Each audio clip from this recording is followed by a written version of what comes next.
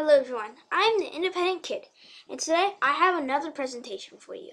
This presentation is about video games and how they affect our moods when we play them. So there are many different types of video games, but there are only 5 main types. Here's type 1. Type 1 is shooter games. For example, there's Race 1 and 2, Halo, and Destiny. So these games pretty much consist of shooting anything that's in your way. There's pretty much no strategy needed here. Type 2, sports games like NBA 2K16 and Madden NFL 16. These games, well, actually in the whole of sports games, you can play any single sport you want. But in these two examples, you're either playing basketball or football. For the third type, there's strategy games like Tom Clancy's The Division, some Lego games, and Skyrim. These games actually need strategies to complete a level, not just shooting them all up. For example, take Tom Clancy's The Division. It kind of combines shooter games with strategy games. You have the same weapons from shooter games, but you need a strategy. Then for the fourth type, there's racing games like Forza Motorsport and Formula 1. So these games pretty much consist of racing a vehicle, anything from a futuristic motorcycle to just a plain old car, but based on these two examples, you're racing a car, either a Formula 1 vehicle or a normal racing car. Then there's family games like Disney Infinity and Minecraft. These games are pretty cool, but they also combine some of the other types. Also, these games are some of the most creative types of games. They combine different types of games, as I said before, such as shooter games and sometimes even strategy games. But I have a question. What do these games do to you when you play? So I had a problem. My mom didn't want me to play video games because she thought it was a waste of time and not good for my well-being or anyone else's.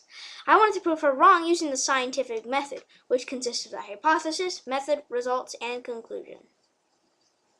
Here's my hypothesis. If people play any type of video game, then they will feel happy and neutral most because video games are very fun to play.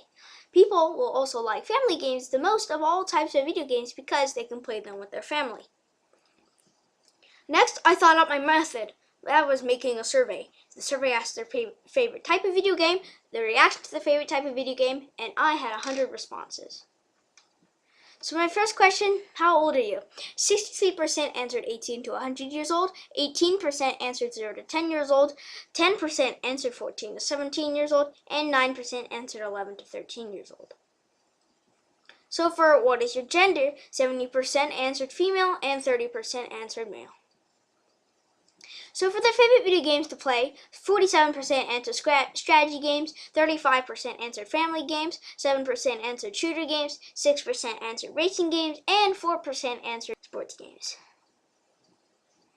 So for question 3, it said when I play shooter games, I feel neutral at 56%, 22% happy or positive, 11% aggressive or violent, and 11% sad. Sports games, 67% happy or positive, and 33% neutral. For strategy games, 70% happy or positive, and 23% neutral, and finally, 7% aggressive or violent. For racing games, 75% were happy or positive, and 25% were neutral. For family games, 79% were happy or positive, and 21% were neutral. For the last question, which was how long do you spend playing video games every day, 41% answered 0 to 1 hour, 32% answered 1 to 2 hours, 15% answered 2 to 3 hours, and 12% answered 3 or more hours. Let's analyze these results for 100 participants. So 63% of my participants answered they were 18 to 100 years old, 47% answered strategy games, and for the moods, overall 69% were happy or positive, 26% were neutral, 4% were violent or aggressive, and 1% were sad. So, since I had on 100 participants, and all percentages add up to 100% usually, that means I had 69 people happy or positive. Also, here's a cool fact for you. 95% of my participants felt no negative or sad emotions the whole time. Finally, 73% of my participants play video games for 2 or less hours per day. Here are the games for the most happy effect. The games that made people the happiest were the family games at 79%, the racing games at 75%, and the strategy games at 70%. Here are the games for the most neutral effect. Shooter games at 56%. So the games for the most aggressive or violent effect were the shooter games at 11% and the strategy games at 7%. Here are the games for the saddest effect. So the games that made people the saddest were the shooter games at 11%. Why were 7% aggressive for strategy games? Well, for strategy, it was because their strategy didn't work out. So why were 11% sad and 11% aggressive for shooter games, though? Well, for shooter, my hypothesis is that people got mad they were dying all the time, and sad because they had to kill some beings in the levels.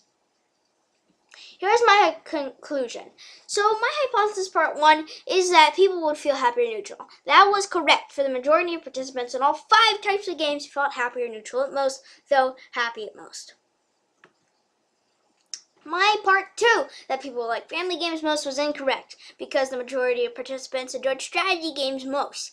Here's a possible answer for this. This is probably because 63% of my participants were over 18 years old, and even 18 is higher than the expected age to play the family games.